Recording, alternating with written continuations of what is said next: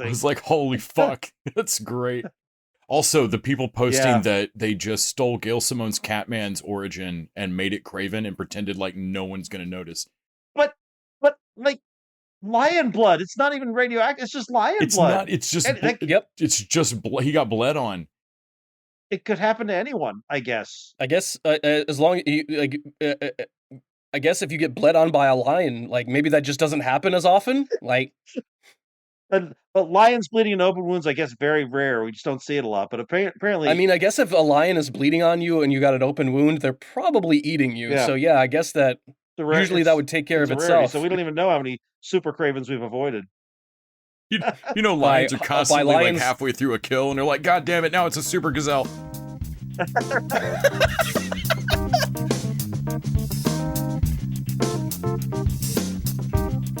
Episode 441 of the TV Dudes, recorded June 28th, 2023. I'm a Virgo.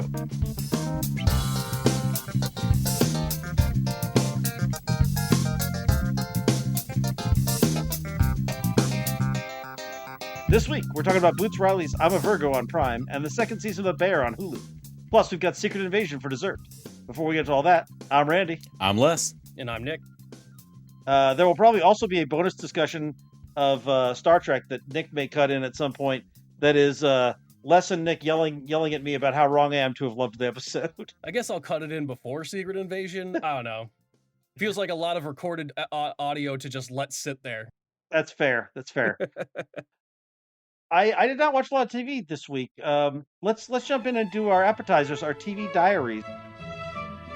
The Diaries of the Television Dudes.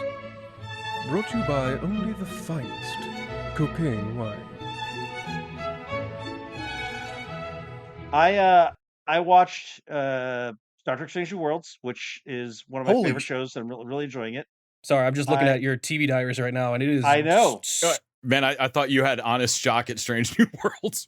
We just talked about this, Nick. Sorry, I watched 2 more episodes of Cutthroat Kitchen, and I think that's what got me. Is basically I also watched the entire season of The Bear and the entire season of I'm a Virgo, and I played a lot of games this weekend, so I was kind of busy, so that's why I didn't watch a lot of stuff. And then I watched Django Unchained, which I think we're talking about on Patreon. Yeah. Yes. We are. All right. Also, cool. then that's a time commitment. Yep. That was a bit.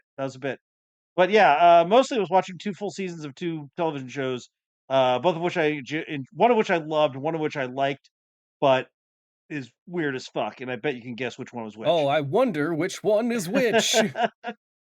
But what y'all watch? Well, I introduced Les because I had not known that. I talk about the monster universe all the time, especially Kong Skull Island. Some of my favorite, like one of my favorite movies. And the other MonsterVerse movies are fun too in their own right. And Les finally revealed to me, because I definitely would have not known this before, otherwise I would have rectified it, that he had not watched any of the MonsterVerse after Gareth Edwards' Godzilla. Well, Godzilla's not great. Yeah. Well, I also didn't like MonsterVerse. Peter Jackson's crazy long King Kong. I haven't liked any Peter Jackson movie since Two Towers. You know, it's weird. I really like King Kong, but I even saw it like twice in the theater. But I tried to go back to it, and I was like, "Oh, why did I ever like this?" It's really long, man. Skull Island is a great movie. Honest to God, I thought all of them were tied together, and that Kong Skull Island was. Well, not only is Kong Skull Island a great movie, but it's a less movie. Yeah. I don't know how that. So out of that whole franchise, I specifically Kong Skull Island, I don't know how that one isn't discussed like the Brendan Fraser Mummy or something. Like it's just a swashbuckling blast. It is. It's a blast. Especially considering how like rainy and sad Edward's Godzilla is. Also, if you need some 60s boomer music, you can get all Hell of it. Yeah. Every 5 minutes there's a different needle drop. Hey, it's set during Vietnam. It has to have that sound. By law. It has to have Fortunate Son has to play. Yeah. And it's just that's how it is. I Look, didn't some write folks that law, were born, but made to raise the flag. I just enforced it. And I mean, don't get me wrong, I love the soundtrack, but it is almost comical. It's Tropic Thunder level comical that the music keeps changing. Yes. And I'm like, are you guys self-parodying here? Right. Like it is so pretty close. Yeah. Man, we watched a lot of Sam Jackson this week. A lot of Sam. Yeah. Yeah, in various different roles. Oh yeah, in the whole spectrum. Shea Wiggum though is MVP for me in that movie. He's so He's good. great. He's so good. He goes out like a champ. Yeah. Oh wow. He's got What's that funniest Tony death scenes Shalhoub ever. Galaxy Quest energy of like just walking around. That like, was an unconventional encounter. there is no tactical precedent. I think we did as well as we could. We did the best we could in the situation. Well, and John C. Reilly's bit was Yes. in Oh, the trailer, wow. and that's what convinced me Wow. to see it. Good man. He's You guys, you shouldn't have come here. We're all gonna die. We're all gonna die. You're a bunch of good Well, boys to die and- with, but we're all gonna die. And from Tom Hiddleston's jump of like, let me tell you all the Yeah. ways you're going to die. No, you send all that money to my family. I want a bonus if we make it back. Yeah. Yeah, it was really fun. It is the best of the MonsterVerse movies, I think. I still think it's not perfect, but it's a lot of fun. We also watched Godzilla versus Kong and Godzilla King of the Monsters, I think. Yeah. See, and I like Godzilla vs Kong, although I don't think it's anywhere near as good as Skull Island. Yeah. And King of the Monsters, I put basically with the Gareth Edwards one. It does nothing for me. I think I don't like Godzilla. Watching Les watch these was basically confirming what I think about the MonsterVerse movies, because Kong versus Godzilla is closer to Kong Skull Island, but not quite. Yeah. It's more of a cartoon wrestling match. It splits the difference between that and the King of the Monsters, because King of the Monsters wants to treat it as uber serious, like gods and titans are fighting my one Lord. another, and there's operatic music, and Yep. it's so big and important, and it's basically like, okay, so it's not as bad, but this is what Snyder's MonsterVerse would look like. Yes. Yes. Exactly. Yes. Yeah. I know some people want that. Some people want like their monsters to be taken very seriously. And Yeah. I'm kind of like, dude, these are movies that originated as puppet people fighting each other. Mhm. Yeah. You got to carry forward some of that energy. Yep. Yeah. I feel that's important. I will say, as a shared universe thing, Monarch is an idea I absolutely love, and I want Mhm. more of that. They were Oh, going to do that I- TV show, and MonsterVerse Shield? Yes. yeah, Yes. all about that. Makes I want them sense. to have I want them to have a fucking helicarrier. Yeah. So we also watched what started all of this was us watching a few episodes of the Skull Island cartoon on Netflix. That Oh just yeah, dropped. right. I forgot that dropped. Yeah. It's so good. It is really good. Yes. Like the voice cast is amazing. Betty Gilpin, who else? Is, everybody in the voice cast is fucking great. May Whitman. Yeah, May Whitman. Okay. But the plot of it's good, and it is so directly connected to Kong Skull Island. Yeah, Kong Skull Island. Okay. Down all right. down to the skull crawlers and the Hollow Earth set, like all of it. Even gets deeper into some of the stuff, like how the Hollow Earth affects the ecosystem. It's pretty cool. Like they kind of explain why the islands, or touch on like the connection to Hollow Earth is why the islands have become weird over thousands of years. But there's weird touchbacks, like the first is it Iwi? Is that the name of the tribe, Nick? Whoever Yes. the blue stripy people that John C. Reilly's living with, the first one they run into salutes, and like that's a thing that they have now because it's been Because John C. Reilly saluted them when he left. yeah. And so like now that tribe had, and I was like, man, they're not really getting into it, but that's from John C. Reilly's character. No, it's greatest. It's really great attention to nicely detail. connected. Yeah. As far as, and I know, like, I don't know how big that movie did. I don't think it has a huge audience, but as a fan, I was like, man, what a great callback and attention to what even the feeling of Skull Island is right. Everything no matter what you're running from, there's no point where something can't jump out and eat that thing and then try and eat you. Yeah. It doesn't matter if you've made yourself totally okay with Kong. Like Kong might love you. Everything else on the island is still out to kill you. Like you shouldn't be here and should really survive. There's no situation that cannot get worse. Although we did find a couple situations that did get worse in the Rogue Heroes. That's what it was called, right, Les? Yeah. Which was the formation of the SAS. And we watched that on MGM Plus. Yeah. It was one of the same channel as From, while we got From for a minute. Right. Right. Flipping around. And it's got Adam from Sex Ed, tromboner. Okay. Yeah. He's in it. Talk about great casting. That kid as a drunk, smarmy British officer, like who's just fed up with the bureaucracy and wants to go do something crazy. He's perfect. He's perfect casting. Theon 3. Greyjoy. Yeah. Yeah. Okay. Yeah. He's also in it. Yeah. Anyway, yeah. Go ahead, Nick. It's just a great story about a bunch of crazy people that the forming of the SAS is like basically before the war really gets started, and they're in trouble of losing Africa before we can get our feet on the ground. And so they form a division, an unofficial division, that doesn't really have anyone of rank above them to tell them not to do stuff. Yeah. They're not violating orders per se. Yeah. They're just not like. And so they, like, the U.S. isn't in World War II yet. It's just like Britain and France and I think that's about it. Fighting like Italy and Germany. The British high command keeps doing shit to them, like the thing opens with them on a like. They're trying to get to this city that's under siege. That's a pinch point to keep the Suez Canal. It's incredibly important. Mm-hmm. Their caravan of trucks to go relieve these people. It's 500 miles from where they were, and so it starts out with the truck slowing down and the guy in the front walking back to the commander and like, "Hey, it's time to pull the fuel trucks up. We're all about low on fuel." And the guy's like, "Yeah." It's like, "Tell me we brought fuel trucks." Like, well, the thing is, sir, I've been doing the math in my head, and I believe that they gave us 500 kilometers worth of oil, of fuel. Of fuel. Just like, yes, but the city's 500 miles.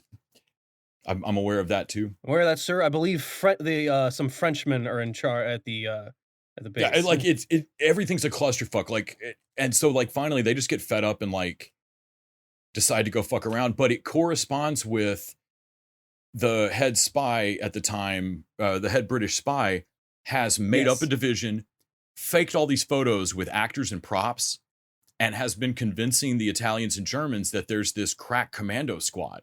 As a kind of not like a Nazi ghost story. He's just bored.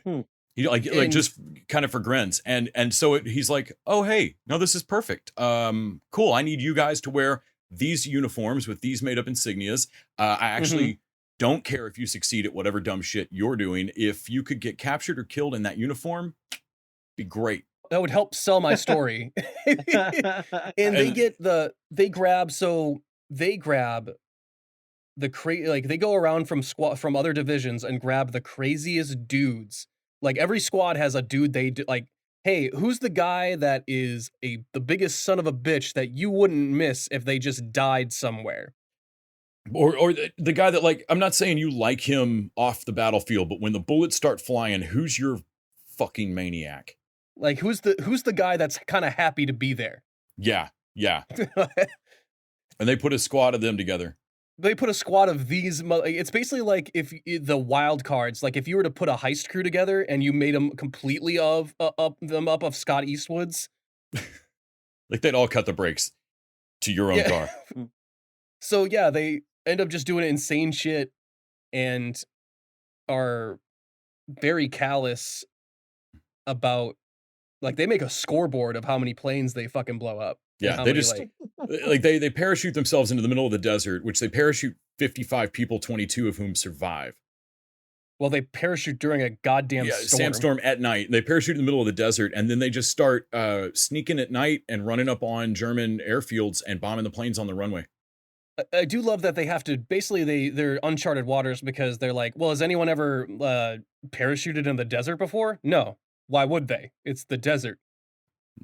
Like, cool. Well, we're going to do it. Rather than wartime, what other there's no other reason anyone would do such a thing. Yeah, it's every time they go to do anything, like they're needing a pilot to fly them out there to parachute, and inevitably, like every time their pilot's like, it's a sandstorm in the middle of the night. You can't fly. And then one of them will be like, "Hey, I flew a crop duster one time when I was a kid. I'll just fly the fucking plane then." And you can see the guy who owns the plane that's like, "Fine, I'll fly you, fuck. Okay, I'll fly it just as long as that crazy, of course he's American. It's like they will not be stopped." Yeah, it was a blast. It's 6 episodes. They got a season 2 from the Australians, and sir, what do you know about parachutes? What do I know about parachutes? I know that they stop you from falling. That's what I know about. And the pilot asks him, like, "Where's your hooked winch?" That's for a convoy plane. I only have a sea winch or whatever. and they look at him dead-faced. You have no idea what I'm talking about, do you? It's like, I don't even have a parachuting plane. The door to my cargo opens to the wind. Oh, hey, Bill, take the door off his plane. And like, dude just runs I guess off we'll just and like, strap fuck, it to the man. seats. Yeah, that's fine. I'll hook the thing to the seat. Like, fuck. Because like, and the pilot's like, sure, that's just as good. It's not like they built planes specifically to do this thing. Yeah, if that worked, we'd have done it that way. But okay, yeah, it is nuts. And they just keep, like, the ones that survive just get the fuck up and keep. It is crazy. 6 episodes of just very catch-22, but with a lot more action. I'm really excited they got a season 2. I think they did this a couple of years ago. A friend of mine in the book club I'm in is British, was in the military there, and had read all of the books that these are based on. Apparently, the guy that wrote them got insane access to archives of the SAS, and like they keep typing it in the show of like, this is based on a true story. Several events in this episode will seem unbelievable. Most of them are actually true. Sofia Boutella is the head French intelligence agent, or really one that's running it, and she's cool. No, she's fully running it by the 3rd episode. At the 1st episode, she's like, I'm the deputy of French intelligence in the such and such theater. He's like, so you're the head of French intelligence, because I know the head of French intelligence, and he's a fucking alcoholic. Like, your boss is a heroin addict. I'm aware. Yeah. And so we are wondering in your experience, what is the morale of German sympathetic French soldiers? Yes. Well, in my experience, every German sympathetic French soldier I've met has died. So I'm going to say low. Yeah, she asked him like, so, we're curious, what have you met many French soldiers who are Nazi sympathizers? She's like, I mean, all that I've met have died. So kind of immediately after I met them. Yeah, the Irish guy they get is fucking crazy. It's a blast. If you're watching from, or if you are considering watching from, and you haven't watched Chapel which is the Adrian Brody vampire show, it's also good. But Rogue Heroes is a fucking blast. Definitely worth a free week trial of MGM Plus. Oh man, and then we both watched, because we were still in a Transformers mood. I watched a little bit of Transformers Animated, which was a fun little show based like the same production company that made Teen Titans. Yeah, that was a fun one. Which is definitely just targeted more towards kids, but it's still very fun. Yeah. And then we also watched Transformers the movie, the 85. Holy shit! And and I thought I had I'm like, oh, I've seen that, and then while watching it, I'm like, man, I've seen this so long ago, because all of this. It's so fucking crazy and weird and insane. The Transformers movie and G.I. Joe movie, which I've seen bits and pieces of, were both so weirdly fucking traumatizing for 80s kids. I'm my God. Wait a minute, did you just kill all my favorite Transformers? I was telling Nick, I was like, on screen as well. We rode our bikes to the fucking theater and then sat down to watch all our friends die. Pretty sure I saw the soul leave Ratchet's eyes. Oh my Lord. Like, if you opened E.T. with shooting E.T. I just saw Optimus Prime die and his light in his chest went out. What the fuck is going on? He turned, the color drained from him. He was done, son. He turned gray. It's like the Vision in Avengers Endgame, but my worse. God. Man, and Quintesson scared the crap out of me, or whatever they are. Oh, yeah. And, fucking Sharkticons and all that weird shit. It's so strange. The Junkions fucking talk fully in just so it's a movie with like infomercials. 3 high-speed annoying kid characters, like Blur, Wheelie, and fucking Junkion, whatever he's called, Eric Idle's character. Wheelie is the one who rhymes, right? Yes. And then Blur is the one who's the Micro Machines guy. Really fast. Yeah. Come on. Yep. I think Cup was my favorite character as a kid. Just the gruff old fucking Bruce Willis. Yes, Cup is great. Cup is the old man. There's a great dubbed bit of Transformers animation out there somewhere. It's like 20 years old now, where basically their Cup is basically being a bitchy old man and talking about how he doesn't function. He's like I was a big old piece of shit. And I was like, that's what we'll call you, shit piece. I'll have to see if I can find it. That's great. Hilarious. Well, yeah, Hot Rod, great name for a Transformer. Rodimus Prime. only time I've seen where a name gets significantly worse as he's upgraded into the Autobot leader. I am Rodimus Prime. Wow, that's so much incredibly worse. When Nick asked me what his name became, and I was like, I think it's Rodimus Prime. He's like, that can't be. It can't be it. I'd be like, nah, I remember if it was that stupid. I think you know. I think you could tell it is. Judd Nelson has a legacy with the Transformers now. Yup. I'm gonna go on record and say that everyone puts Bumblebee as the second best movie in the Transformers universe behind this one. Yeah, Bumblebee is top. Never mind. Having recently watched it, that movie is nonsense. Yeah, absent nostalgia, that is a wreck. Like, I love that Rise of the Beast got Unicron dead right though. He looks absolutely exactly the same. It's great. Yep. I want him to turn weird. I want the next movie with Rise of the Beast. I want him to turn into a fucking giant robot. That is so great. Hell yeah, baby. Yep. Well, they showed his eyes. He can do it. Yep. Like they're definitely saving it. Boy. But yeah, I think that was everything I watched. Oh, I watched some last week tonight. That was pretty much everything. I watched Hell of a Boss, which is on YouTube. It's a pretty popular show on YouTube. It's a animated comedy, animated very well. It seems like it's been put on for years. It takes them a long time to produce. Like Parking Ticket this level. What's that? Like Parking Tickets well? Like, is it that good of a animated show? The animated show from Inside I'm a Virgo. I forgot. I legitimately forgot it was called Parking Tickets. I was like, what are you talking about? Oh, yeah. No, it's has some cool voice. What's his name that does Invader Zim? He's one of the main characters. A bunch of it's probably the gayest show I've ever seen animated. Openly gay, pan, and any sexuality or kink is definitely represented in the show of these characters, because it follows some demons in hell, and they run a assassination business for people in the human realm. If you get to hell because someone wronged you, we will kill that person for you so you can be in hell with them. And they're called the Immediate Murder Professionals, or IMP, the imps. Okay. And yeah, it's really fun, dark, callous humor. They run into basically different weird versions of the 7 deadly sins, like Asmodeus and Beelzebub. And the songs are really good.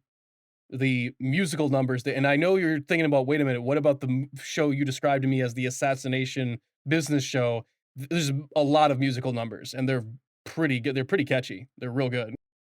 But yeah, I would heavily recommend it. You can watch it all on YouTube. I believe they're in the middle of season 2 right now. I can't tell if you're making this one up though.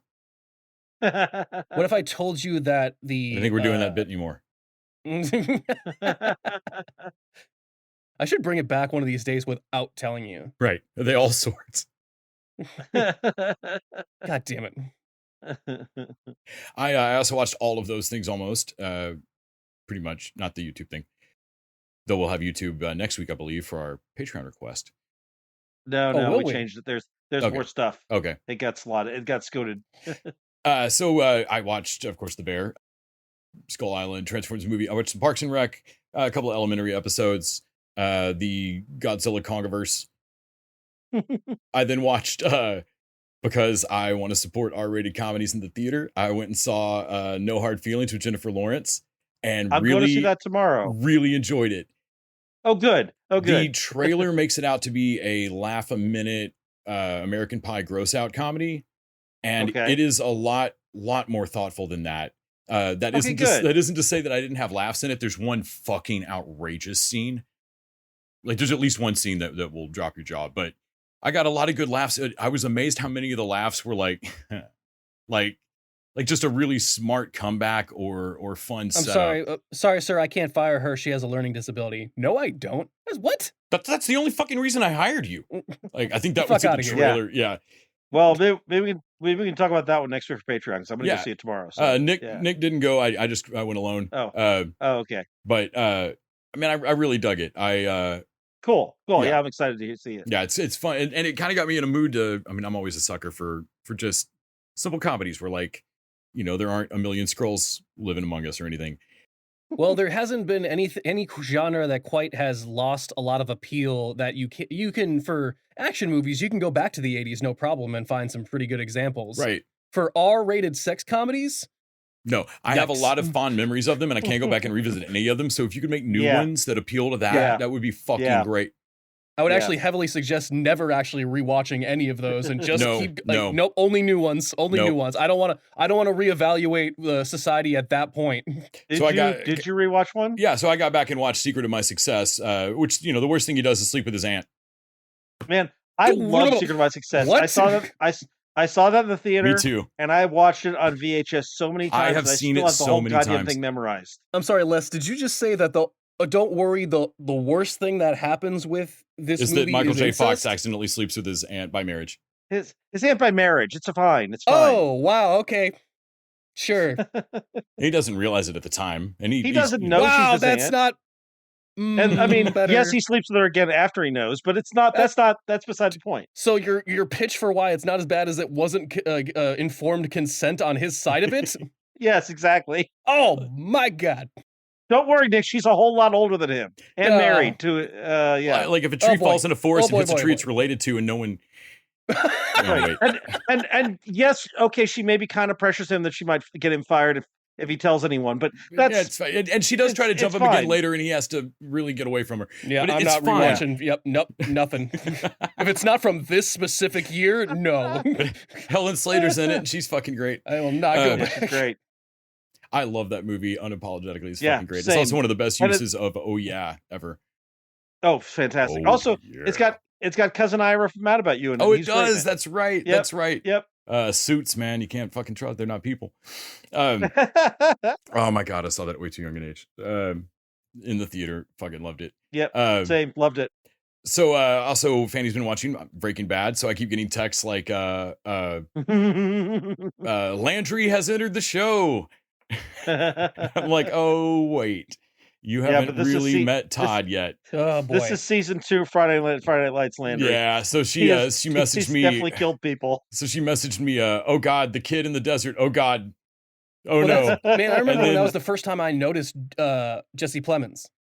Me too. Yeah. Me too. And that's we were all calling him Meth Damon. Like so the whole time that Fanny's been watching Breaking Bad, she's like, I don't understand why like you and Daniel and like everybody I know.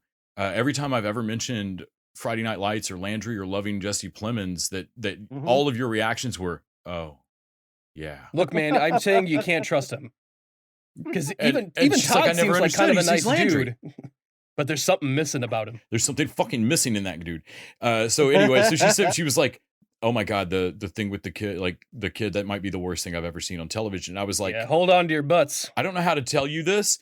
But the thing with the kid is actually not even on my list of what I was talking about when I said Todd's the fucking worst. Honestly, you could you could chalk that up to it was a witness. There's a practical reason for that. Like at least there was a reason on that. Yeah, oh my God. So anyway, it's been fun watching her watch, meet Gus, watch Gus die, like fall in love with Mike.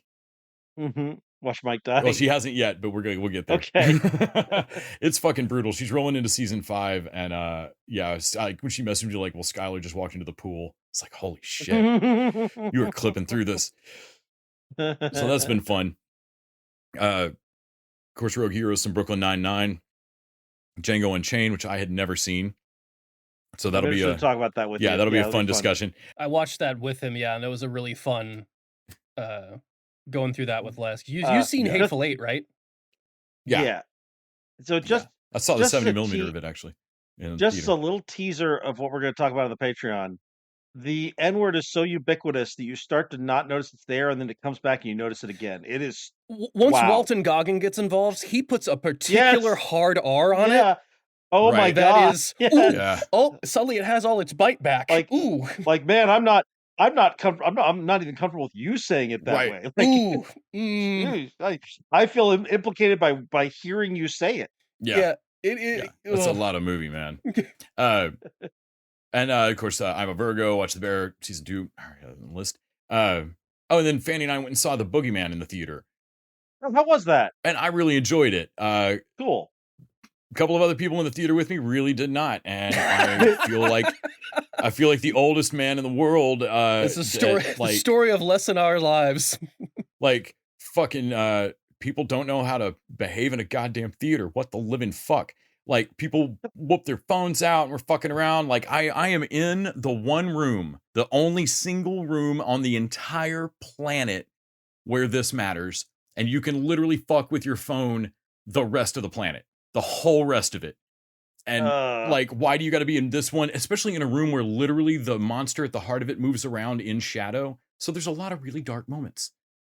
Like it really sucked to have. And I mean, I'm with you on that. These were adults. These weren't teens. Like these weren't kids, but like they piled on each other on the like one recliner and fooled around for a little bit. Like got on their phones. And then afterwards going to the bathroom, this dude walks in and walks up to the urinal and just announces to the whole bathroom like, hey, no spoilers, but Boogeyman fucking sucked, don't go. And I was like, I wanted to yell so bad, like, motherfucker, you were on your phone the whole time, how the hell would you know?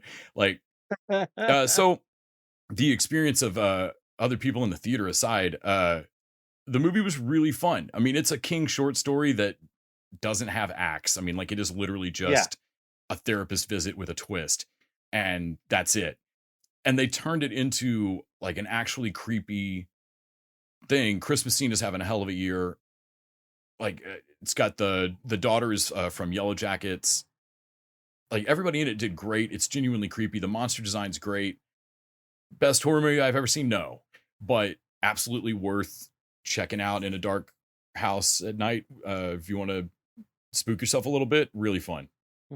Okay. Also, man, the creature design is almost on the level of Smile. No one. Oh God, what was the apartment building with the moth creature thing? Oh, No One Gets Out Alive. No One Gets Out Alive in The Ritual. Like it feels like that guy's movies in terms of like, oh man, that monster design is extra. That's really cool. Yeah, really enjoyed it. Despite what the guy at the urinal said, I would recommend people go see it. Despite the low urinal review. Yes. That's usually, That guy's, what are we going to call this? Piss takes? Damn it, that's good. I want to be mad at you right now, but that's damn it, that's good.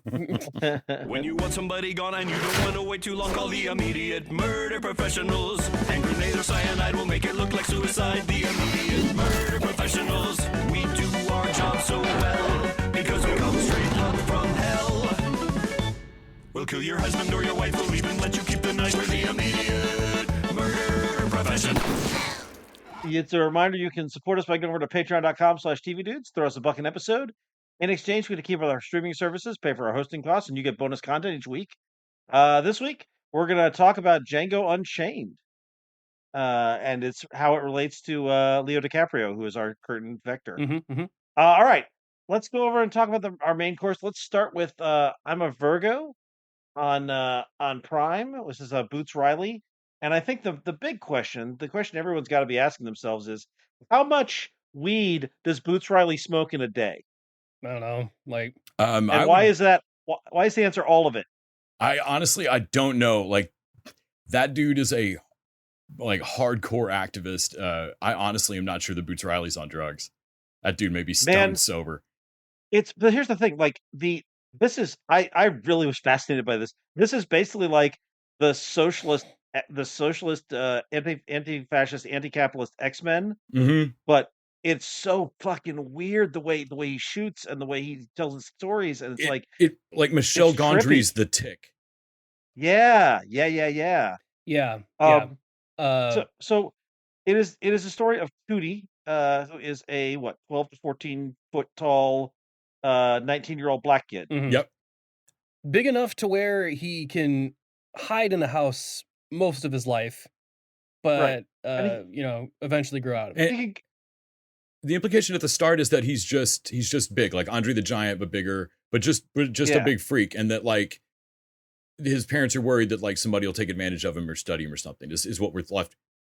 But even the first episode, they're showing him like clippings of like every generation there's a giant. Yeah. There's something weird about this. I was like, wait a minute, that makes it seem like a mystical like prophecy you're fulfilling. Once in every generation, there's right. And then what? And then he goes into like the Bing Bang Burger, and there's a girl there who seems to have super speed. Yeah. But we don't know if he's hallucinating. but it turns out she does have super speed, and the way it's done, he's got this weird buzzing sound when she does it, and I'm like, oh, okay, so this is even like the way they do like the an speed X-Men effect is thing weird here. because It's a bunch like she's in a they use her or a body double that has like a bunch of different colored suits, like full body suits that follow her So she around. turns like a red silhouette, black silhouette. Yeah. Which I don't know why exactly, because the way they explain how her powers work, they should just see her going fast. It shouldn't really register as like a different colors of her, I don't think. But I don't know, unless they're doing like Redshift, you know. And that's all I can think is it must be like a nod to like Redshift stuff or something. Oh, like color spectrum. But even still, like I assume you. Well, we finished explaining what the premise of the show. He finally gets out. Yeah. In episode 1, he goes out and this hangs show out just with some starts. friends. Yeah, it does. Dude, this motherfucker opens on a giant baby covered in blood. Oh, and we forgot about Walton Goggins, the white supremacist Christian superhero. Oh, yeah. So who's basically like Elon Musk built himself a fucking power suit. I'm so glad you got to do the unicorn, dude, because I do see why that, like, hey, we need a guy that looks like he's a racist. Yeah. It just looks bug shit crazy. Yeah. Man, you guys talked about Samuel L. Jackson. We got an extra dose of Walton Goggins this week, being the worst version of Walton Goggins. I don't know what the fuck was going on in that interview, too. Get your mind right, half-wits.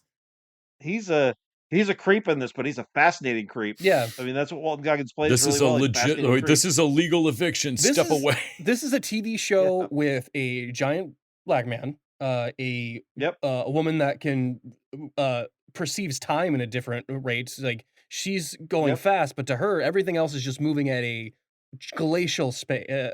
Yeah, even her thinking. Yeah, there is a Iron Man type fucking vigilante superhero that started off writing the comic that he is now the star of in his own real life, and yet the weirdest thing in the show is the inexplicable voice he chooses to use for his AI. Yes. Why is his AI Cosby? You know why, right? It's because he's the it's such a perfect thing. Oh yeah. He is the acceptable black man. No, it turns out flawless. is actually terrible. Yeah, it's flawless. I was like, of course you've got like no, man, I can't hate black people. My Jarvis is black. Dude, your Jarvis is Cosby. Metaphorically, it totally makes sense. Practically, you'd have to like, wait a minute, so you chose to use Cosby was hurting for money for a minute there, so. No, he didn't. Because in a later episode, he asks his assistant, he's like, is my AI sounding like Cosby to you? And he's like, no, I don't know what you're talking about. So I think his assistant is fucking with him. Oh, that's amazing. So yes, they address it. It is addressed. Man, I also got props to whoever's doing their Cosby impression, because doing single non sequitur word Cosby, analyzing is hard to say as Cosby without putting a pudding pop at the end of it. Yeah. Right. Yeah. Although they do put a zip zoom. Putting on the spotlight. We should talk about the weirdest fuck hallucinatory cartoon that they watch every now and then. Oh man, God. So, Randy, you read Promethea at some point, right, or some bit of it? I've read Promethea. Okay, yeah. So the first thing I thought of was Weeping Gorilla. Yeah. It's so bizarre. This feels like a background Alan Moore bit.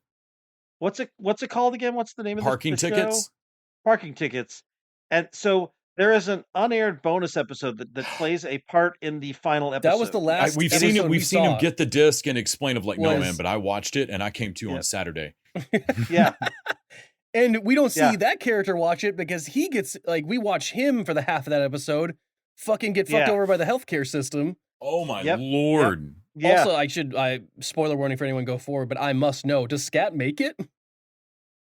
Scat does not. Oh my God, that's so dark. Scat becomes basically the reason that the catalyst. I was afraid they do at the end. He was going to be the motivator for him joining up. Yeah.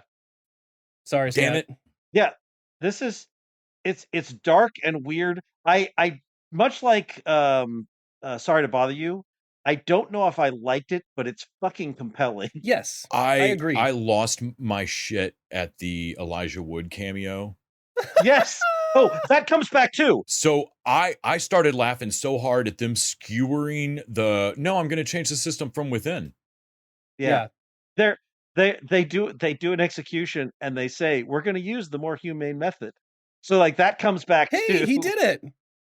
He did it. Oh man. He changed the system. Cool. Yeah, I was like that. I mean, in a way that like a lot of shows try to like, I feel like this succeeds where I've seen a lot of like stage theater fail at trying to do absurdist symbolism and skewer the like.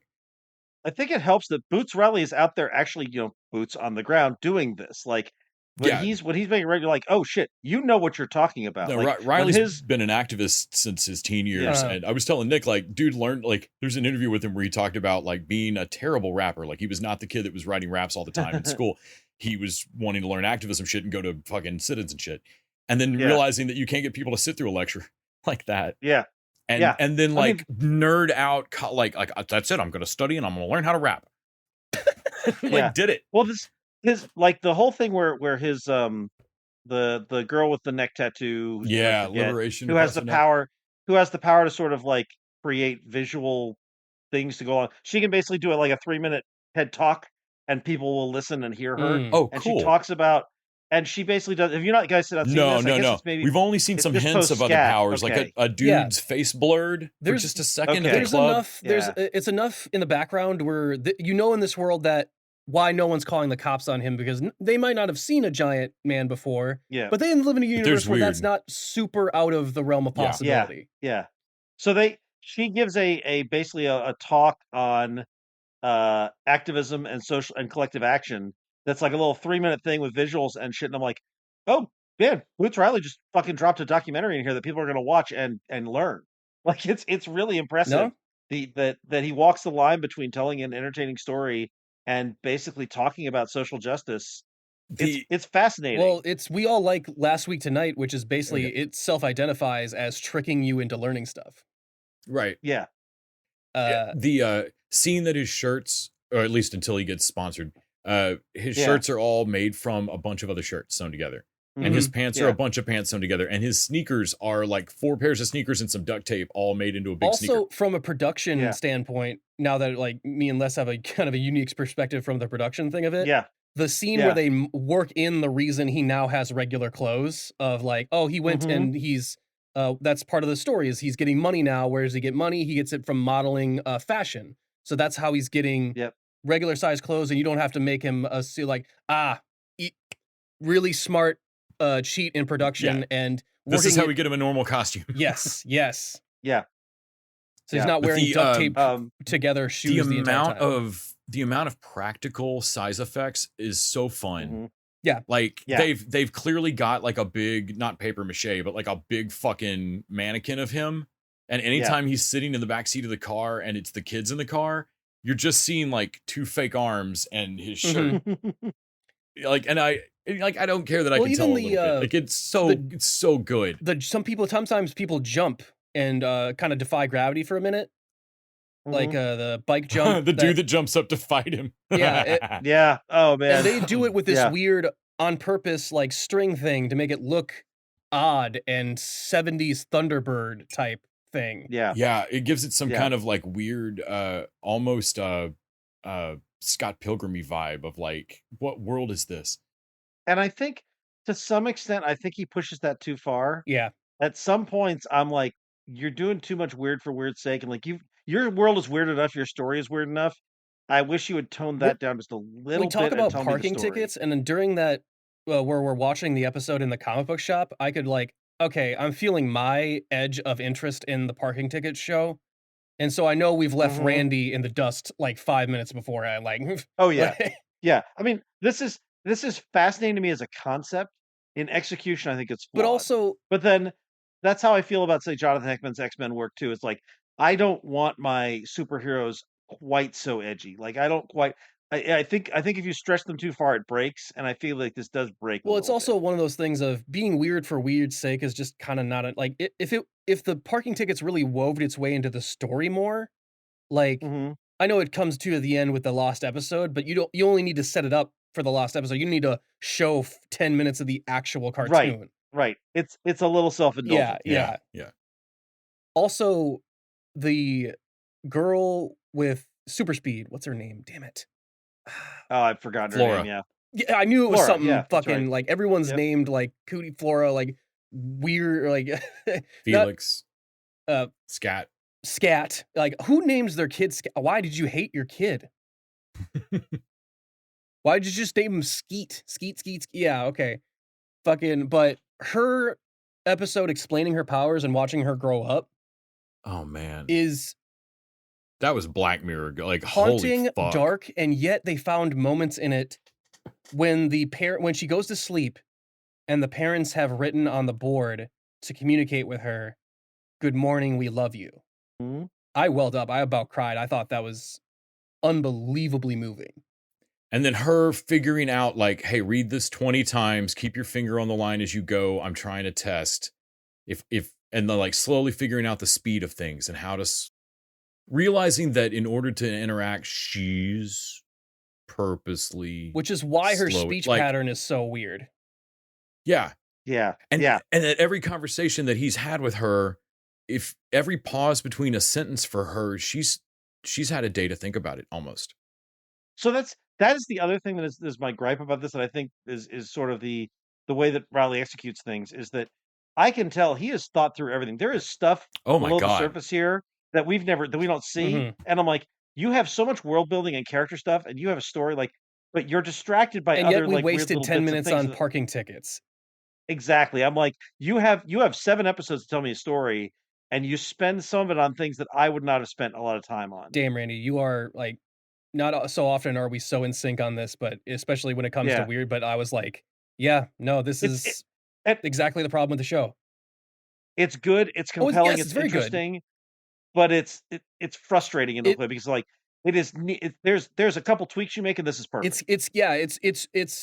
It's close to something I would recommend. Like, why isn't everyone watching?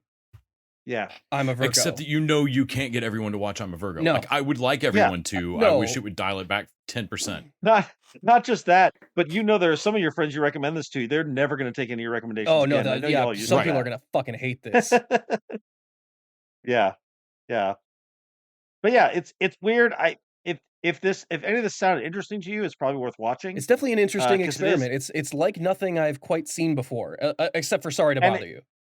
It's not as weird as Sorry to Bother You, which honestly, that one almost put me off, because I'm like, what the fuck did I just watch? But it is still weird, and I'm like, if you tell me this is the same guy that made Sorry to Bother You, I'm like, oh yeah, that tracks. Yeah, well, this is more whimsical somehow. It isn't undermining its points as much, like with how weird it is. Of like, it's still telling a lot about race and how threatening black men are perceived. Like, goddamn, we haven't even seen him around like fucking white people. Up until a point, except for that weird cult like that showed up. Oh my god. Oh yeah, the cult pays off at the end. Everything pays off. I will give them credit. Everything pays off. Good. Yeah. That's good. Yeah. Good to know. Yeah. All right.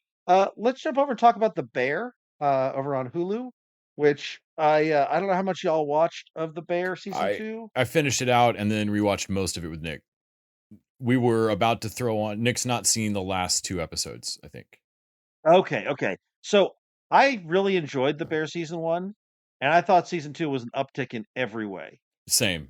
I didn't think that show could take it up a notch, but they took what I learned about these characters in season 1, and then it's like if you had a Ted Lasso in the off season. The restaurant's not running, so you can't. Nick pointed this out. You can't show them all in the kitchen, so it follows each character. And because of how well it all went the first season, like how much I love all these people, man, watching their journeys is wild. Watching I teared up so many times in this season, not from sadness or killing a character, but from being so happy that I watched someone struggle and genuinely find their way through it. Or Fanny pointed this out, how rare a show shows like genuine repair, a genuine apology, real mentorship. It reminded me of Ted Lasso in a lot of regards on that. Yeah, I didn't finish out The Bear season 1, and honestly probably won't. I like it. I do, unless someone like Les sits me down with it, because honestly, it's just one of those that feels a little too real, especially with John Bernthal's suicide of like. I get that. It is a pretty intense. I thought the second season dialed back a little bit on the intensity until you get to episode 6, of course. Yeah. Oh my god, I was so stressed out. But as I like that there's like, as a business owner, I can relate to a lot of the stuff that's going on. And I think if you've ever worked in a kitchen, you can relate to some of this stuff. And if you ever worked any, I mean, I think there's a lot of places where this crosses people's interests. Well, and also, I hate to say it, but if you've the- ever had alcoholism or drug use or abusive family or anything like that, it's especially watching episode 6. Holy fuck, dude. Yeah, but the premise this season though, where they pick up where they left off in season 1, where basically instead of running the beef, the restaurant that he came in, that was basically this slapdash beef, sandwich shop that it was lucky to be around, right? And they're gonna create a the fine dining Michelin starred destination restaurant, combining this burned out New York chef and this young almost intern who they're giving the head chef job to, and they're gonna take all this crew that's been running this beef shop and make them fine dining. Like, it's insane. It's an insane idea. I believe in it by the and end, I though. loved it. Oh yeah, absolutely. They do a good job of showing that these, this is crazy, but also that again, they get that Ted Lasso thing, which is this is not an aspirational show in the same way that Ted Lasso is, but it is in its way about found family and bettering yourself and that kind of thing. And the Coach K run through, like hitting a challenge and not choking. Yeah. The bit where they where she has to ask the woman who was so mean to her in season 1 if she wants to be her sous chef, if she wants to go to culinary school, and she's afraid that woman's gonna hit her or something. And instead she hugs her, and it was such a great moment. You see it on Tina's face. She's like so you see what excited. this unlocks in that woman. Such a great moment. And she nails it. I mean, she goes through and she commits to the school in the way that her buddy can't. That Ephraim can't. Yeah. Yeah. Everything with the sister I thought was really good. Abraham. They really developed her character more in this season. Nick, you have not seen the Richie episode. I have seen the Richie episode. Yeah, you did. Yeah. Oh, we skipped. Okay. Les skipped around for me, so that I could watch the flashback and Richie. And honestly, the episodes I watched, I liked them. The time where I see where you guys come from it, of like, man, I'm just not in love with the show like you guys are, until I saw the flashback and Richie's episode of like, oh, okay. Yeah, those are the two. Episode 6, which is full. So episode 6, apparently the critics weren't allowed to talk past episode 3. Okay. Because they didn't want them spoiling that Jamie Lee all the guest shots and all, because the guest cast is stacked. Just Sarah Paulson just shows up casually, like, oh my god, I didn't even know you were here. John Mulaney just wanders into this fucking thing, and he kills it. He's a second fact, brother. And another community alum, Gillian Jacobs. Mm-hmm. But Jamie Lee Curtis, man, that is a particular performance. Like that is definitely Emmy worthy performance. She posted something the other day that when they could finally talk, that she's on it, and said when she first saw season 1, just watching it just as a person, and they mentioned the mom but didn't show her. Yeah. And she said she immediately, like, I must play that. Like that role will be mine. Dude, Jamie Lee Curtis is bringing some real shit to that role. Like there's a story with Jamie Lee Curtis's mom or something there that is. Oh man. Yeah. Because I was like, dude, okay, my mom wasn't like that, but I think we all knew a cousin or someone that did have a mom like that. Mm-hmm. You know what's funny? It's got the intensity of the last bits of Goodfellas, when he's all coked up and there's 100 things going on. Yes, it has that feel when the timers are going off and shit falls on the Well, she's the classic, like she can be simultaneously mad at everyone for not helping her and then cursing everyone else for trying to help her. I don't need your help. Trying to help her. And man, by the end of it, they cap that off with the they cap it off with the car, but before that, Carmen tries to talk to her, and there's a moment where she just goes, "Are we gonna have a problem?" Yeah, he seems like a fucking psycho. I was like, great. What? I was like, Carmen, get out of there, man! Like, just fucking sit down, dude. I don't know what she's gonna do. Similarly, the moment when Natalie looks at Mike and says, "I love you," and like the whole table drops away for just a moment. It's just the two of them, and like, please don't throw that fork. Please don't roll that. And fork. you know that there is nothing in God's creation that could stop him from throwing that fork right now. Yep. That whole thing between Bernthal and Odenkirk was amazing. Oh my God. And when he spoke after Donna leaves the room, when Odenkirk's like, well, at least now it's up, motherfucker. Nick, you nailed it. Mike actually forgot about you. A miracle happened, and Mike... Nick was like, I don't know who should have spoken first after to pop that tension, but it's goddamn sure not Lee. But it's not him. It ain't like... But that's who Lee is. Lee never knows when to shut Hey, the can I fuck see up. that? Can I see your fork for a minute? He's like, When he looks over at is it Pete and like, hey, psst, you gonna use your fork? Hey, It's like, Mike, I know you're fucking doing a psych- bit, but yes, I'm about to use this fork to eat. Please, like, oh, okay, he took the fork. Mm. John Mulaney genuinely enjoying himself. Yep. Until he doesn't. Listen, Thank you for bringing fish, man. listen, I'm going to give you guys the $500, and all I ask is that every week you call me and tell me how it's going. Yep. Because that is going to be worth it to me. I love coming here every year. You guys deliver every time. You guys always deliver. But also when he's backed into giving the toast, and it's this sweet, sincere like moment in the middle of all this fucking chaos. And I'm not gay, like so many of you have asked so many times. And even at the end of there, he's like, "And God, please give Michael the strength to not throw that fork." And him looking away, like, he still got the fork. Okay, sure does. Oliver Platt killing it in that fucking episode. Oh man, Oliver Platt is great throughout this entire season. I mean, I loved his guest turn in season 1. The bit with his house and his story, but he is a much more integrated character this season. I'm so glad they did that. I can't believe the loan shark is the one I'm least afraid of in that room. He's a nice guy. He doesn't want to do anything to them. He really does care about them. Honestly, like, he seems like a reasonable dude. He seems like a kind of like a class act, in my opinion. He's like, look, I am going to sell your restaurant. I don't want to do that, but I will sell it and take the money. But I will do it. I mean, I will be very sad. Yeah. Man, and then but then the Richie episode, because Richie looking for a character, looking for their purpose or whatever, like Richie not fitting in the change, that could have been so fucking stupid and different cheap. Than the flashback episode. The flashback episode is all about chaos and where everyone is at and how their lives fell apart. And Richie's it's find the magic of not food, because all the other characters are kind of are in love with food. Richie finds the magic in service. Yeah. In service. It's funny because Richie that's always been who he was. He was the guy with the connections. He was the guy who talked to people. Yes. Yeah. But he was so in his own way, and they spent this entire season showing us him like he was not fitting in. And I got annoyed at Richie sometimes. I'm man, I love this character, but I want someone to punch him at this point. And for Carmy to figure out the way to get him on board and to send him into that thing, and the way he comes back, that whole character arc was phenomenal. I didn't see it coming. When he gets the call from Tiff, there's several make or break moments for him. Like, there's several choke moments for Richie in that episode where he could storm off and be Richie and go off and like just go on a bender and but when the guy when he gets the call from Tiff and he chooses to go back in, and of course then he gets a break, he gets moved up from Forks. But before then, when the guy's like, "Hey, outside," and gives him one of a couple of amazing speeches in that episode, but gives him that amazing lecture about like why the fuck you should do why you should care about this. Yep.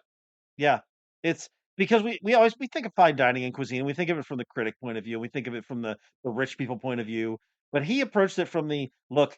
These two teachers have saved their entire this is the one thing they're going to do all year, and we're going to make their fucking year with this. We're going to blow their mind. I do not know why, but that affected me so much. Yeah. I teared up when they said when they didn't drop the check for those people. I teared up on the pizza. They don't pay for a goddamn. It's the idea of researching your I knew the level of research going into a restaurant from the dish. But the level of research in the customer, in the diner. How do you get somebody on the wait list here that fast? We send a car. Yeah. Gangster. That is the kind of thing you're like, fuck, man, that is the kind you want to be treated like that by someone. Yeah, it's so that it's for the people that it's not for the rich assholes that eat there every day. No. They're the ones keeping it in business. It's not for the menu motherfuckers. It's for the people that do it once a year and get that chance to be treated like that. Well, that's the thing, is that those people expect that, and as a result, it's not magical to them. No. But they are the ones keeping the restaurant in business, so that they can then provide the service they actually want to provide to the people who can't afford it. Fucking minds. Yeah. It's such a great, because it would be so easy to look at this and be like, you guys are taking away a street food that everybody loves and turning your restaurant into this thing that only the elite will afford, and be like, well, Carmi's kind of an asshole for doing this. Yeah. But they give us a reason. We're like, oh no, this is why this is not a bad idea. This is what the end goal of this is, to create magic and beauty for people who will appreciate it. I do love, Nick, you haven't gotten to see this, but they keep the drive-through window, and that's what Abraham gets to go run. Awesome. So that they can still serve beef sandwiches out the fucking window. Yeah. Oh, that's kind of cool. I actually kind of like that. But like every little thing, every little problem that crops up, the mold in the walls, all this kind of shit is all so believable. Like I say, as a business owner, I haven't gotten quite to that level, but I've definitely had that. I mean, we got figure flooded out out on why, like what the fuck is with the fire suppression system, and then god damn it, the whole that spark when he gets it, yes, and the whole name of the no, I feel like we can't say that. No, I feel like the explanation confirms we can't say it. Oh, what, Jewish lightning? You don't like it when I say Jewish lightning? You don't like it when I say that? Like, nope, stop saying that. Yeah, Richie, I feel like we should not say that. Oh my god. No, it's just when you try to. That makes it worse. Yeah, the explanation. It's not a GNR. Oh my god. Yeah. Oh god. Oh fuck. But yeah, and also Carmi putting Richie to that makes me think, like, because Richie doesn't know what he's going to do when there's this high-end restaurant. Carmi knew what he was going to do the whole time. Yep. But can't tell Richie that because he won't. And nobody can tell Richie shit. No one can tell him anything. Yeah. So which makes that episode, and I love that they show both these. That makes that episode a completely different type of mentorship and learning than what Marcus goes through in Copenhagen. Yeah. Yep. Where he politely asks questions and gets really led through. That is beautiful. Those conversations with him and Will Poulter with him and Luca are so real. Like they feel so natural. And then forget that Carmi, Carmi was in the same. He was at Copenhagen. Well, so when he's telling that story, you know it's Carmi. You know it's Carmi, and then they show the photo in Richie's episode. You see the photo of them together. Yeah, but he's so comfortable with being his level. Like, I'm a great cook. I will never be the best. I've seen the best. All the setting fires and shit that is eating Carmi alive is missing from Luca. Yeah. It's there are episodes that are standout that are focusing on one character, whether it's Marcus, whether it's Richie, whether it's the family, Sid, whoever.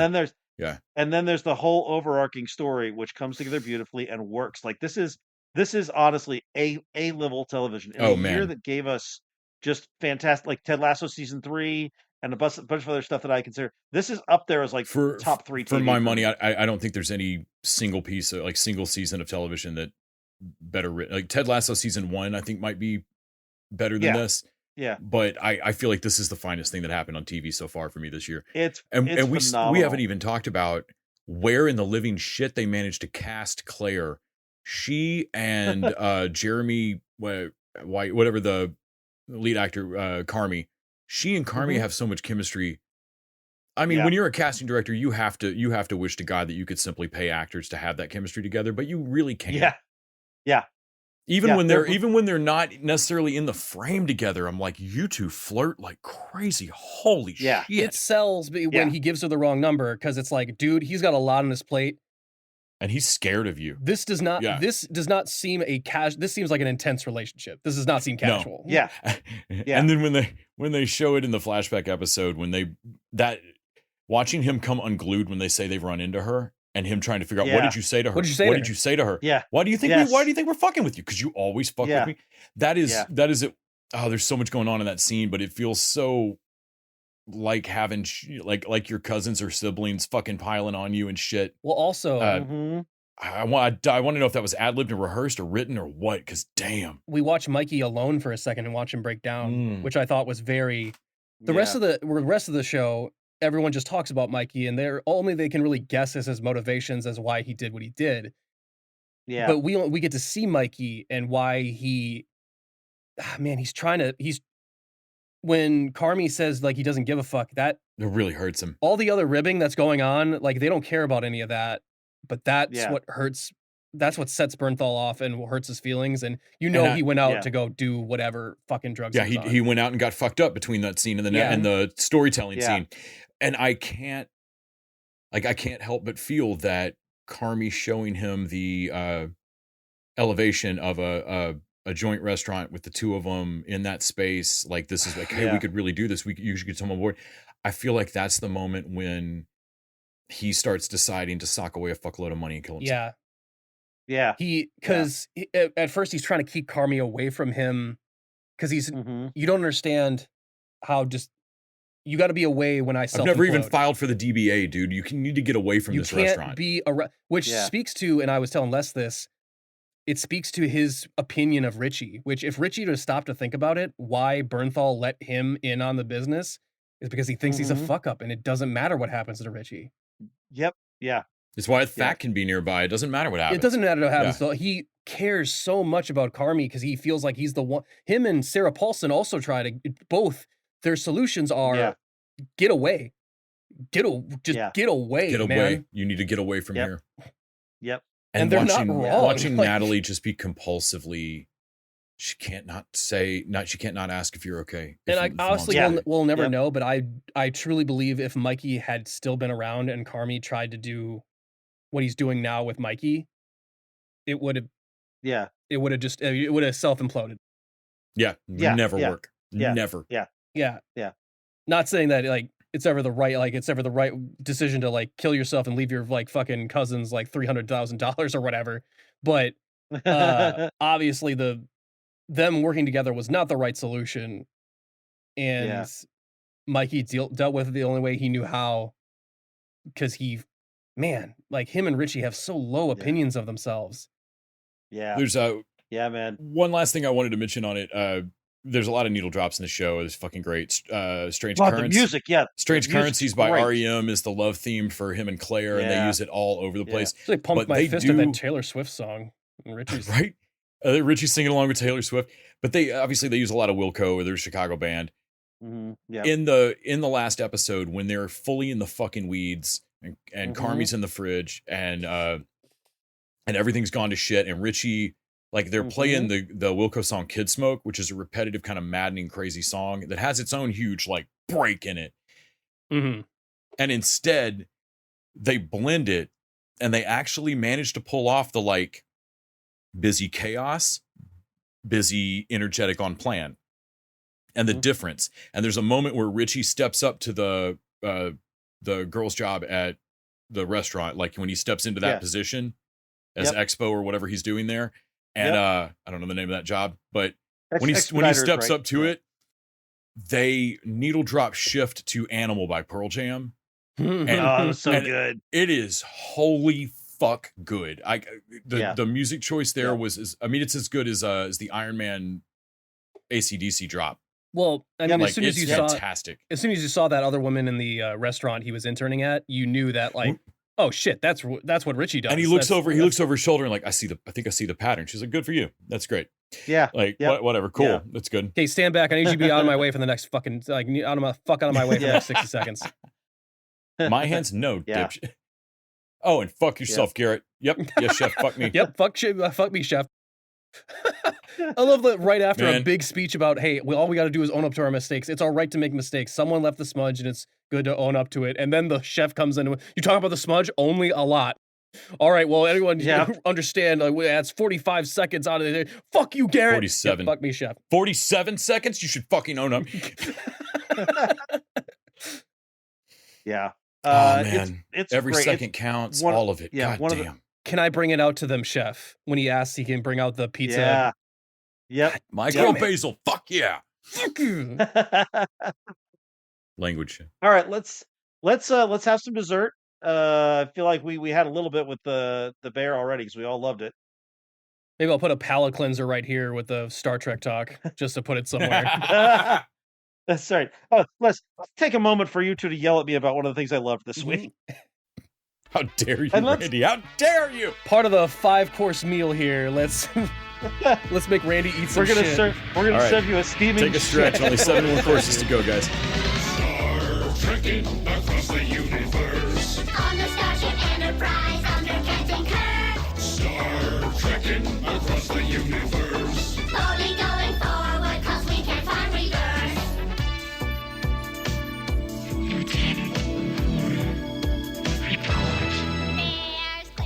And y'all didn't watch Strange New World episode 2, right? Yeah, did, in fact.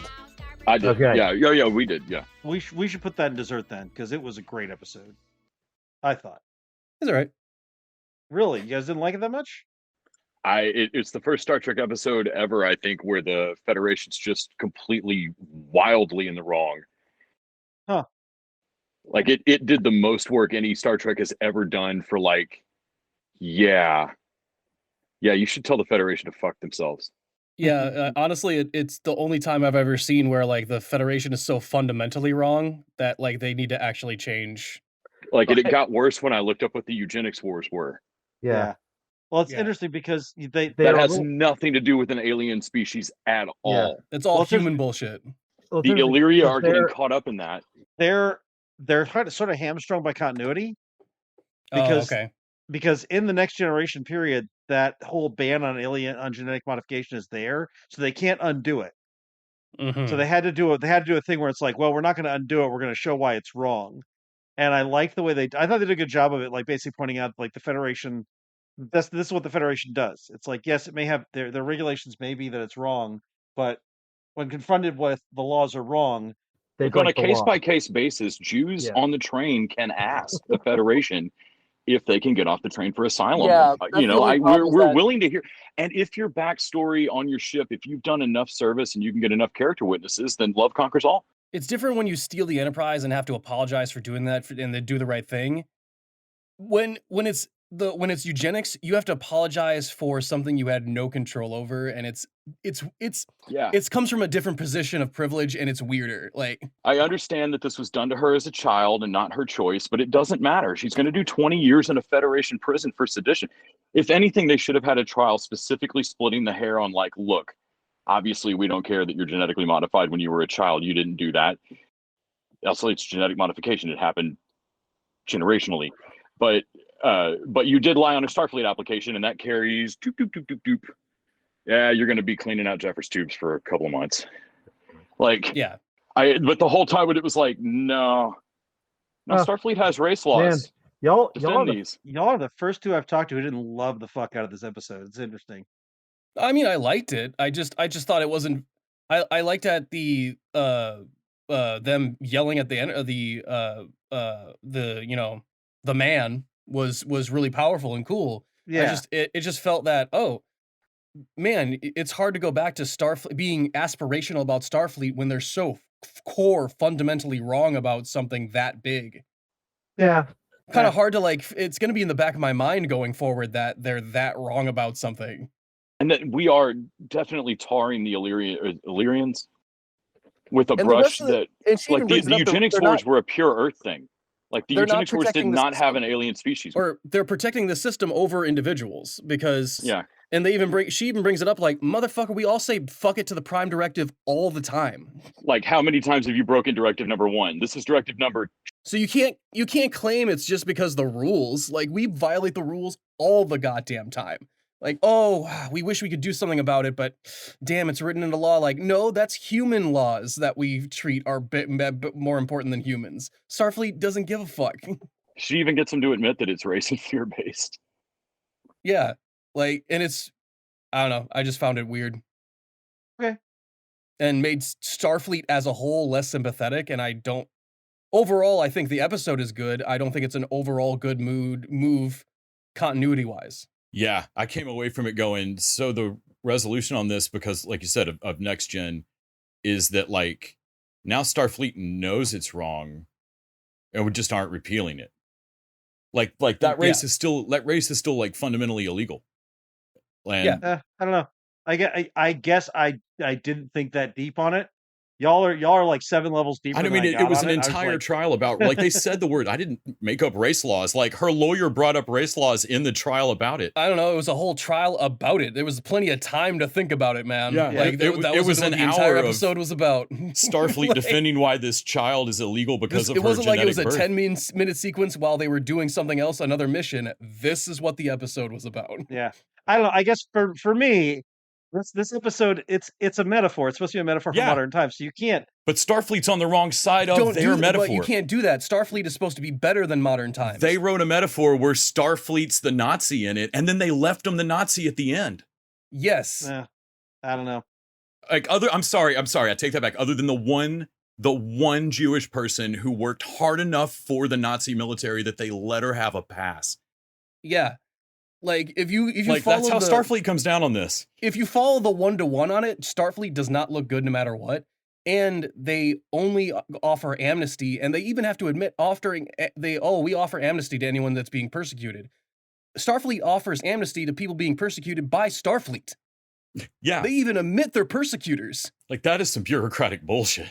Like and don't get me wrong, that's brilliant because that's such a great way to convince Starfleet to do something you want to do by convincing them that they can be the good guys all again. Like, hey, you can be morally superior again if you want to like just do this thing and not violate the rules either. You just got to grant her amnesty and then suddenly you can feel morally superior and go to sleep and go home and feel good about yourself at night. It felt of white guilt. Like her being a black lawyer arguing it is not an accident. Man, I'm glad I don't watch Star Trek with you guys. You would fucking ruin this for me. I'm not listening to what you're saying, so you haven't ruined it for me. But no, you guys came down a completely different place than I did. Next week on Star Trek, there's still Man, I don't want to argue laws. this because it's a good episode, but god damn it, dude, that's what the theme of the episode is. That you can't say that like that's what I didn't come around with a long message. The message was drilled for 45 minutes. Like I didn't read into this. Like they said, like they brought up the phrase race laws and the Federation and then talked about it for an hour. And then at the end of it, left it alone. I didn't make them do that. All right. Like it's their metaphor and they picked the wrong side. No. I hear how you both saw the episode. And I'm not arguing with how you saw the episode. That you're hearing how the episode presents itself. So I mean, unless I'm wrong, unless the next Illyrian that comes up is not is allowed to join Starfleet or like, I mean, I guess we're still race by race basis who's good and evil.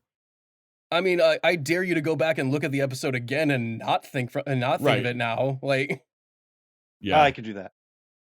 Okay. No, it was not a great episode in my opinion. Y'all are totally the minority of the people I've talked to. So, I'm still in the. I think it's a good episode of TV. I think it's a very good episode of TV, and I think it's a poor episode of Star Trek. Interesting. Because I don't know. I'm not as big a Trekkie, but even I feel like Starfleet. I like that Starfleet is admirational, that they are pie in the sky future of everything kind of works out. Like even when you do break the rules, we have ways of working around the rules. So here's the thing. Because you're not much of a Trekkie, that's why this is new to you. Starfleet, ideally, is supposed to be they're supposed to be the like post-scarcity utopian society. They've never been that because Starfleet is always the institution. They're the man. They're the ones that people. So that's why Kirk is always breaking the rules. That's why Picard is breaking the rules. That's what I was but they break the rules and they never get in trouble for it because the Starfleet is like, yeah, but we know that you're doing the right thing. But that's what they are. They have to stand in for the rules and the laws and the uncaring, and that's always. So this is not different than anything else they've done. And I'm used to them doing it in a ceremonial way of like, hey, you gotta, like Les said, you technically lied on your application, so you gotta clean out Jeffrey's tubes. There, the law is satisfied. Because the laws and the rules do need to be there. They are important, but they do recognize that they're more with the spirit of the law than the letter of the law. Well, and literally it's a law put into effect for because of a war that only happened on Earth. This is seriously and the Illyrians had nothing to do with it. Like I can't believe that at no point no one brings up that hey, we're lumped into your eugenics laws because of humans. I'm more of a next gen guy, but I'm more used to them being, well, the spirit of the law is this, so the letter of the law is basically we can ignore that, which is the exact opposite of how it currently is in our current legal system, which is the system is so much more important that fuck over innocent people. Yeah, I don't know. I think because Star Trek has always been metaphorical, they can't have the Federation. Like I say, they're bound by continuity. They can't just have them decide to do what's right because that's not the way it was presented. Sure, I guess I just wouldn't do the story then. This has always been the way. And then they had the whole thing of they're standing in for today's modern Earth government. I understand that they're supposed to be better than that, but if the story doesn't work, if they if Starfleet just goes ahead and doesn't care, there's no stakes. But they do. Yeah, but then don't do feel like that they story. move forward and don't care. I'm saying don't do the eugenics story. Oh, but I disagree because I thought this was a great episode. So I thought the heroes winning and the way the Or heroes have won them was do worth it with another government that they have to rescue their guy from. They do that all the time, that they rescue him from another government they're in trouble with. I get it. It wouldn't have, but the thing is, they're already in that spot. They already Yeah. she had been caught out. No, by, it was dumb when she was found illegal for being herself anyway in Starfleet. Yeah. I don't know. Yeah, And I kept it a big really secret that I hated turned this. myself in for not really any reason other than the reveal later. For like she kept it a secret that she turned herself in for basically the audience, like for the narrative. Oh, that was nice of her. Yeah, she wanted all of her friends to really know the real her, which is why she didn't tell them personally, but instead had it revealed in open court. Anyway, rather than talking about it in desserts, I think we're just going to open the episode with this part of it. Like, I've been recording this entire time. Yeah, me too. So you're going to open this with you two bitching about it for 20 minutes? Yes. Is that what you're telling me? Okay, then I'm sorry, leave do you expect us to not do that the later, fucking TV or- Dudes the official TV Dudes stance is not that this episode sucked. Because I fucking loved it, and I think you guys are crazy. Some of that places you went. You cannot change the laws of physics. Laws of physics. Laws of physics. You cannot change the laws of physics. Laws of physics, Jim. Oh, we come in peace. Shoot to kill, shoot to kill, shoot to kill. We come in peace. Shoot to kill. Scotty, beam me up. It's worse than that. He's dead, Jim. Dead, Jim. Dead, Jim. It's worse than that. He's dead, Jim. Dead, Jim. Dead. Well, it's life, Jim, but not as we know it. Not as we know it. Not as we know it. It's life, Jim, but not as we know it. Not as we know it, Captain. Klingons on the starboard bow, starboard bow, starboard bow. There's Klingons on the starboard bow, starboard bow. You cannot change the script, Jim. Up to you, Jimmy. It's worse than that. It's physics, Jim. Bridge to engine room. Work factor 9. Oh, if I give it any more, she'll blow. Let's talk about Secret Invasion, which had its second of 6 episodes. Y'all have not seen the ending of it. You were thinking you've got like 20-30 minutes left, but I think where you are, you only have like 5 or 10. Maybe 10. Yeah. Man, I wish we'd known that As because long we could have as just credits. waited to. Yeah. But Yeah, I wasn't going to I delay think- the show because it looked like 25 minutes, but Yeah. I mean, the main thing you're missing is a big reveal with Nick Fury, so right. Okay. which I will not spoil. But I wanted to talk about it, so we'll talk about it next week. all right. But yeah, this episode seemed to be more about Gravik and the backstory there. Yes. What the Skrulls have been doing in that 30 period time in between. 30-year period. Captain Yeah. Marvel. Well, you know, it's funny because I mean, Gravik's clearly a bit of a monster. Like, he's willing to kill a lot of people. He's willing to kill everyone on Earth to get the Skrulls a homeland. But at the same time, Captain Marvel and this mentor guy, Nick Fury, promised him a homeland 30 years ago, and they've never delivered. Yeah. Like, you Mhm. can I get understand it. all. Like, I'm like, no, this totally. And one of the clever things Captain Marvel did was they turned the Skrulls into a metaphor for sort of refugees and that kind of Mhm. thing, and a very timely thing. And one of the things that is true in our life of metaphor is a lot of refugees. That terrorism comes from some of the refugees and that kind of thing. And there's always that is used as fear mongering against refugees. Mm-hmm. And so to give them a group, a splinter group that are basically terrorists that have the same goals as the refugees themselves, but are willing to use extreme methods, it's a very sharp, smart, metaphorical thing to do. And this show also is not afraid to step.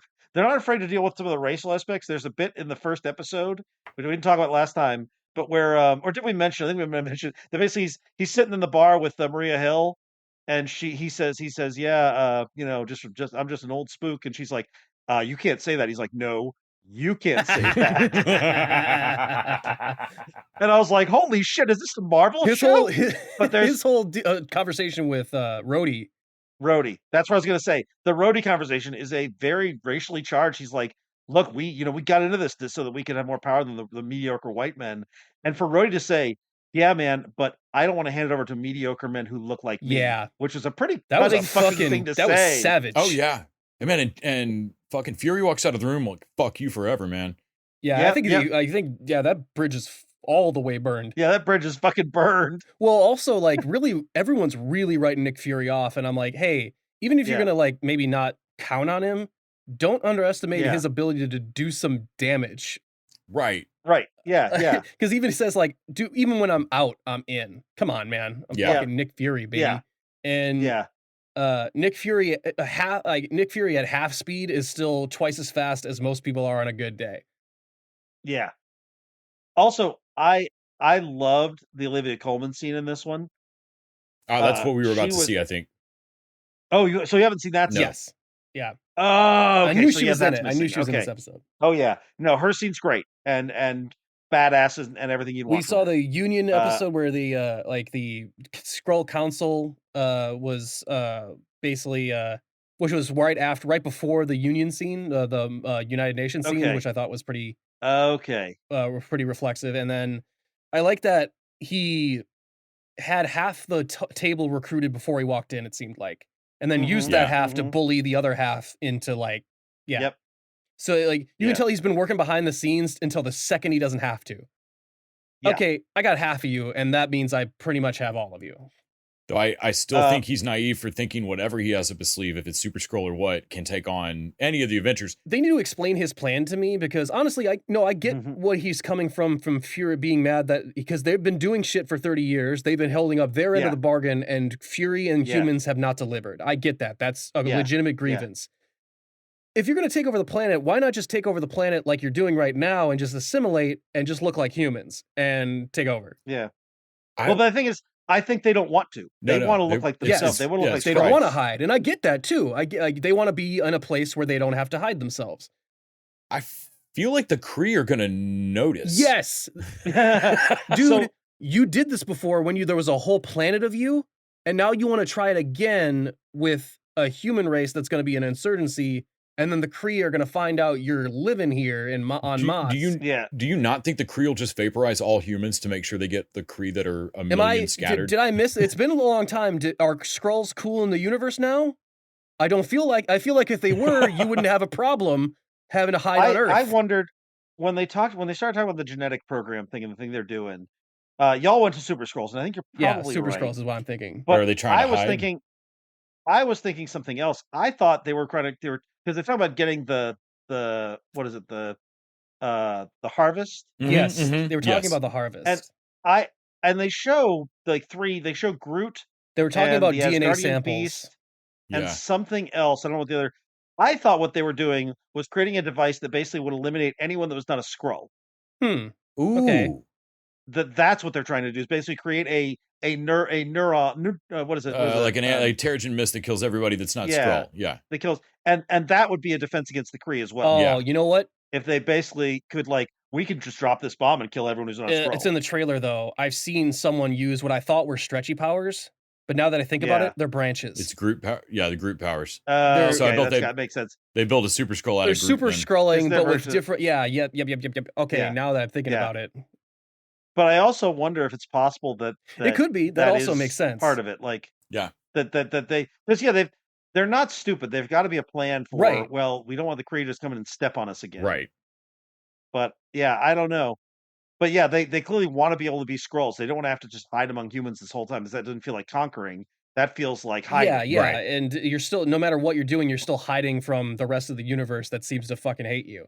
I do love that Talos is kind of like pie in the sky of I believe that humans and Skrulls can live together in harmony, and Fury, I mean, he's not wrong.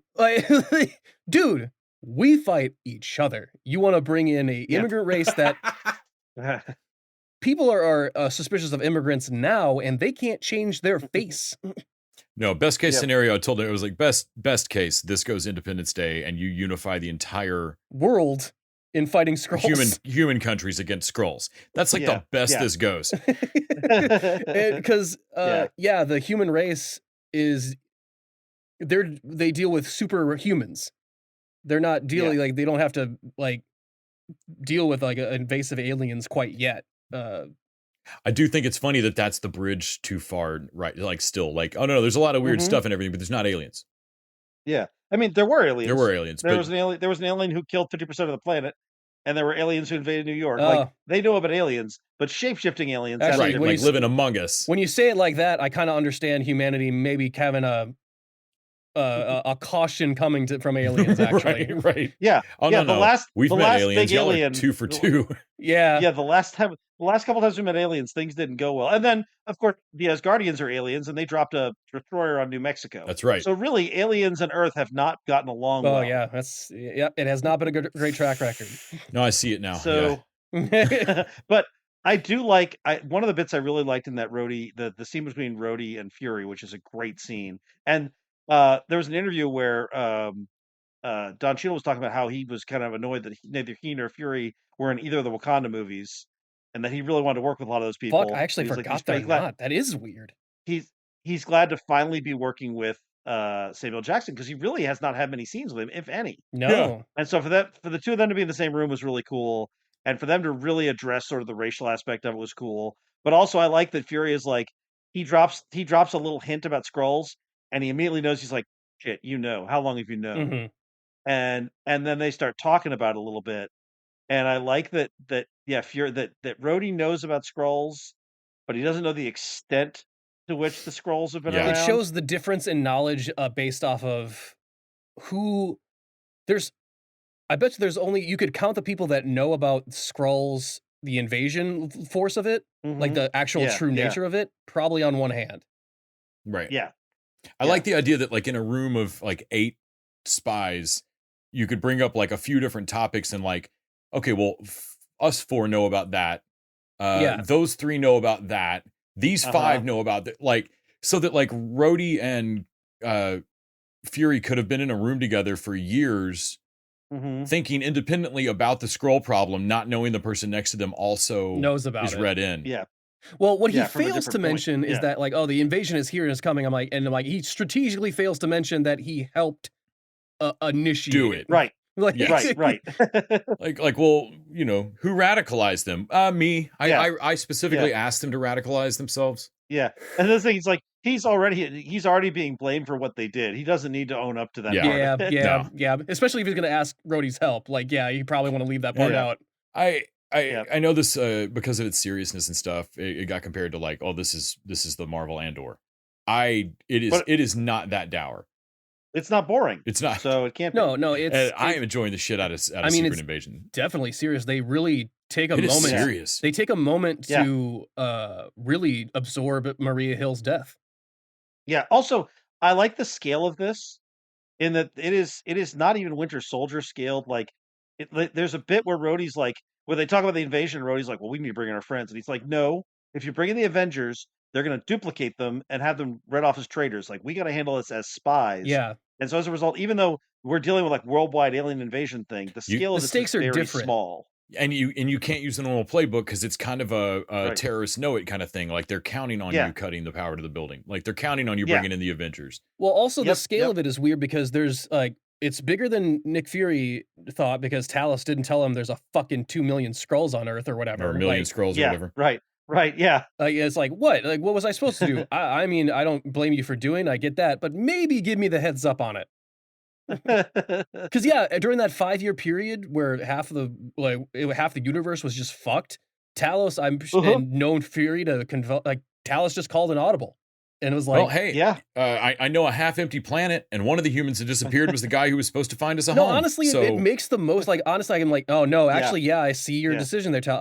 I don't see why you probably should have give Fury the heads up on it. You know, you know how to work a phone, man. Come on. Yeah. And but also they're not all involved in they mentioned that there's only the camp that everyone at that camp is basically involved in with Gravik. And they say they have about 100 agents in the field. There's other Skrulls out in the field with the council. They're all doing other stuff for that under the directions of Fury and doing other shit. But as far as the terrorist group, they're actually a smaller segment that has now grasped control, radicalized, and grasped control of all of the Skrulls on Earth. Yeah. And so they immediately say that what everyone always says right before they start a coup is, well, we need democracy is great in peacetime, but we are now officially at war, which means we need to put one person, give them all the fucking power, and then hope they give it back at the end of this. Mm-hmm. Yeah. Yeah. Hear me out. I think the moment to just tell the world that there are Skrulls was right after whatever they were calling it, when they just thought it was a one-way ticket blip. Like somewhere in the first week after everybody watched half their families turn to ash and blow away in the breeze. Yep. Somebody had to make a public statement, and they should have like explained that, like, hey, however they did it, I don't know, a purple alien god snapped his fingers, whatever lie they told, and then also the shape of aliens on the planet, and then just like just walk off. Like the blip will still overshadow the news. Yep. Also, there's scrolls. What? Also, there's scrolls. What's a scroll, huh? Oh, don't worry about it. Don't worry about it. What did they did they call it the snap beforehand? I feel like they don't, but they definitely didn't call it the blip during the 5-year period. No, they didn't call it the blip till it went over, till it was over. So what do you call it during it? Because honestly, the blip has always sounded way too cute for me. Of like, it makes it like, sure, that's fun and everything. Like, and they came back, and it's a happier thing, but also it had devastating consequences. Mm-hmm. Yeah, like, it was not just like a blip makes it sound so inconsequential when it is anything. I like to like why would I have thought you were coming back? Like, I sincerely did not think you were coming back. Why would anybody? There was no way to get them. There was no physical way in that universe to get them back until Scott came back with time travel. Yeah. Up until that point, there was nothing they could do. All right. I think that about wraps it up for us this time.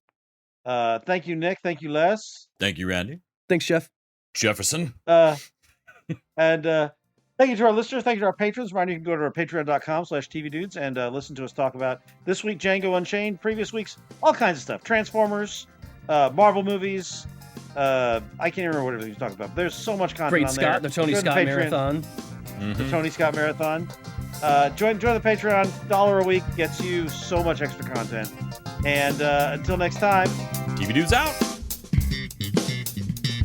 The TV Dudes is an independently run podcast out of Austin, Texas. We are exclusively listener supported. If you'd like to help us out, go to patreon.com/tvdudes. You can also find us on Facebook, Twitter, and Instagram at TV Dudes. All the music for our show is done by our friend and original TV Dude Gregory J. Amani Smith. To find out more about us, go to thetvdudes.com. I'm Randy Lander. I'm Les Weiler. And I'm Kyle Scott. Thanks for listening.